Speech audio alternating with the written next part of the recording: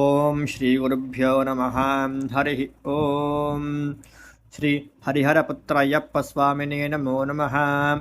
ओम महाशास्ता महादेवो महादेवसुतो व्ययः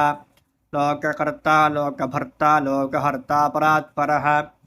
त्रिलोकरक्षको धन्वी तपस्वी भूतसैनिकः मन्त्रवेदी महावेदी मारुतो जगदीश्वरः लोकाध्यक्षो क्रनेः श्रीमान् प्रमेया पराक्रमः सिंहारूढ गजारूढ हयारूढ महेश्वरः नानाशस्त्रधरो नर्घो नानाविद्याविशारदः नानारूपधरो वीरो नानाप्राणिनिषेवितः भूतेशो भूतिदो भृत्यो भुजङ्गाभरणोत्तमः इक्षुधन्वी पुष्पपान् महारूपो महाप्रभुः मायादेवी सुतो मान्यो महानीतो महागुणः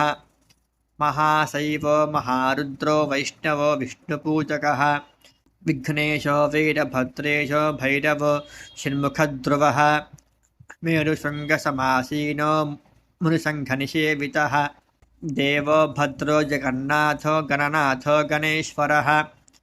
महायोगी महामायी महाज्ञानी महास्थिरः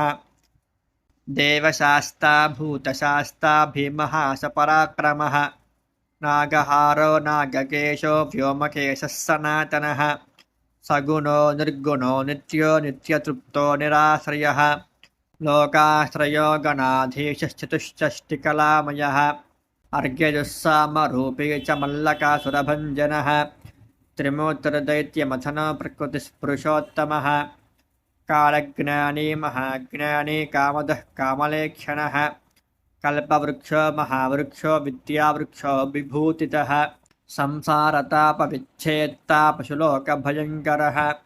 रोगहन्ता प्राणदाता परगर्भविभञ्जनः सर्वशास्त्रार्थतत्पज्ञो नीतिमान् पापभञ्जनः पुष्कलापूर्णसंयुक्तो परमात्मा सताङ्गतिः अनन्तादित्यसङ्काशः सुब्रह्मण्यानुजो बली भक्तानुकम्पी देवेश भगवान् भक्तवत्सलः इति श्री अय्यप्प अष्टोत्तरशतनामस्तोत्रम्।